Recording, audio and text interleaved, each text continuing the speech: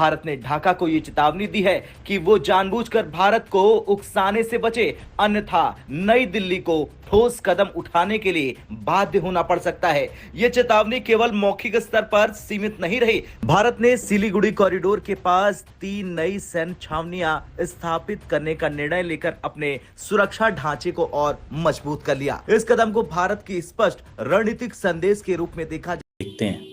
ये उनको भी समझ है कि हमें इंडिया जो है वो जिस तरह दबा रहा है। फॉर एग्जाम्पल, जो कन्वर्सेशंस मोहम्मद यूनुस की इंडिया के साथ हुई हैं, आप उन कन्वर्सेशंस को क्या समझते हैं? वो कोई छोटी मोटी कन्वर्सेशंस? इंडिया का लॉस ही लॉस है अल्लाह के फजल से।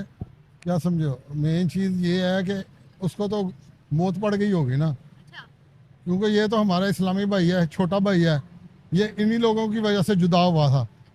तो ये आस्ता आस्ता पास आ रहे हैं। अब माशाल्लाह JF-70 भी ख़रीद रहे हैं वो हमारे से, तो जिससे ना वो कहते हैं ना कुत्ते को घी हज़म नहीं होता कि अल्हम्दुलिल्लाह ये हमारे फ़ॉरेन पॉलिसी कामयाबियों का इस हुकूमत की पिछले 4-5 माह में तसलसल है।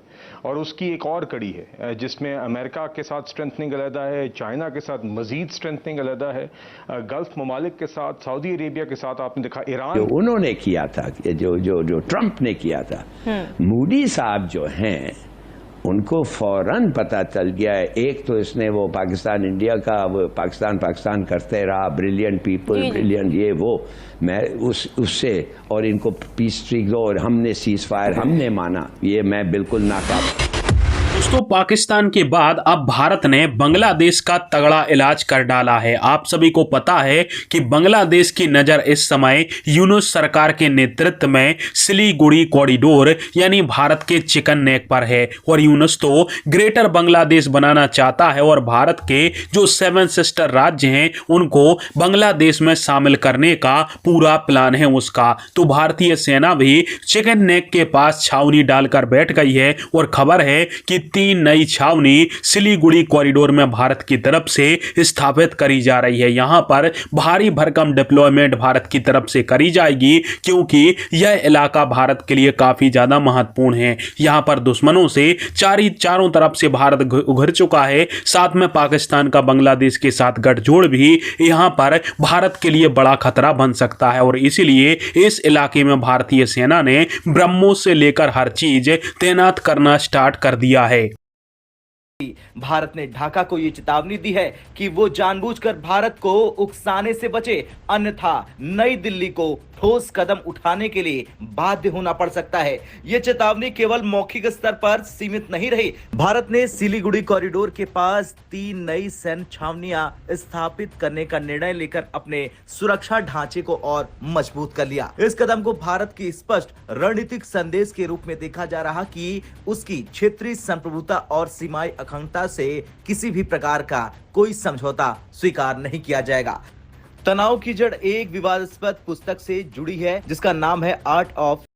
बंगाली क्या कहते हैं? वो कहते हैं कि अगर हम ये इलाका काट दें तो इंडिया तो क्या, इंडिया तो नहीं जाएगा ना। इंडिया तो बहुत बड़ी पावर है, कोई मजाक थोड़ा ही। सर जी, इंडिया बड़ी ताकत है, कोई ऐसे थोड़ा ही होता है। ये देखे ना मैप, ये 22 kilometre.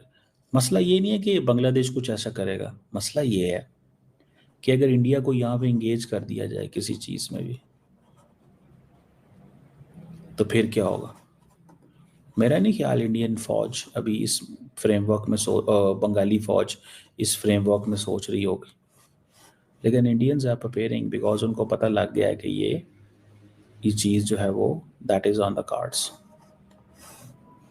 That is on the cards. ये चीज़ कार्ड्स पे ये होनी है, तो हमें अपनी तैयारी पकड़नी है। जनरल साहिर शमशाद मिर्ज़ा गए हुए थे वहाँ पे, तो ये वो समझते हैं कि this is highest level. By the way, general Mirza जो हैं, ही वाज इन मालदीव्स। मैं आज देख रहा था वो ब्रुनाई में है।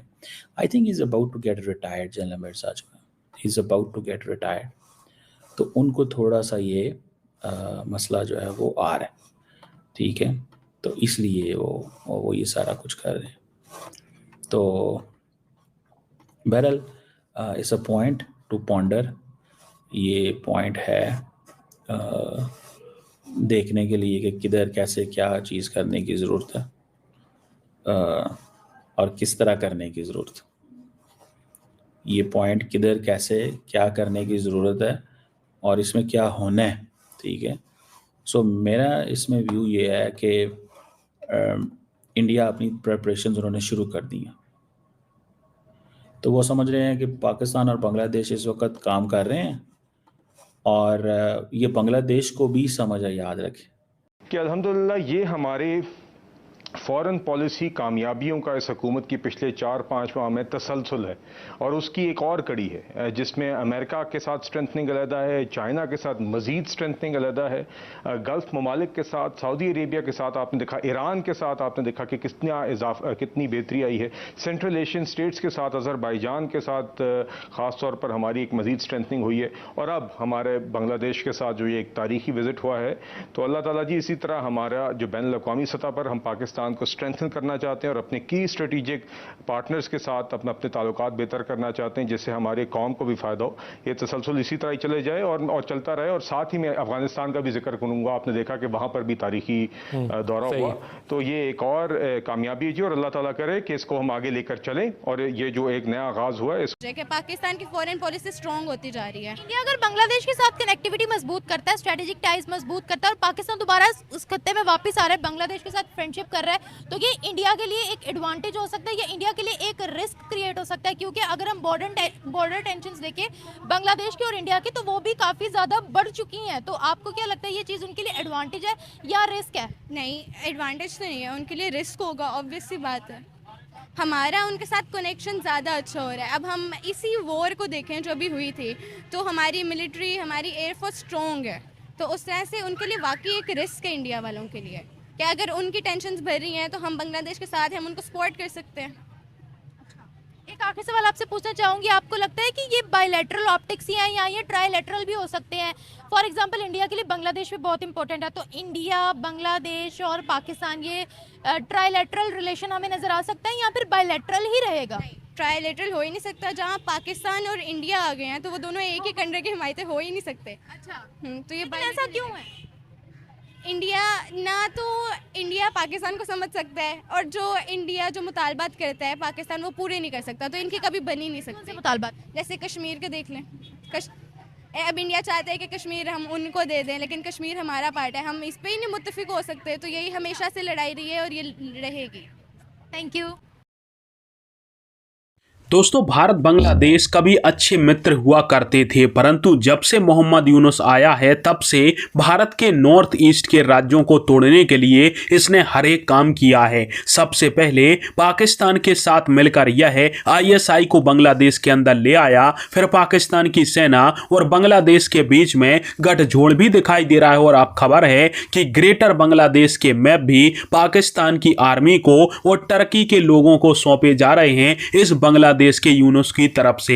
मतलब ये अपना खुद का देश विस्तार करके भारत के राज्यों पर कब्जा करने की नजर में हैं और बांग्लादेश के कट्टरपंथी भी चिकन नेक को कब्जाने के लेकर बातचीत कर चुके हैं। इसलिए चिकन नेक को अब एलिफेंट नेक बनाने का समय आ गया है और बस एक गलती जो कि बांग्लादेश की तरफ से होगी और यह काम हो जाएगा। और इसलिए भारतीय सेना सिलीगुड़ी कॉरिडोर के अंदर जाकर बैठ गई है और 3 नई छावनियां बनाई जा रही हैं ताकि बांग्लादेश के आते ही उनका जबरदस्त तरीके से स्वागत किया जाए और इनको और इनके मोहम्मद यूनुस को इनकी औकात बता दी जाए।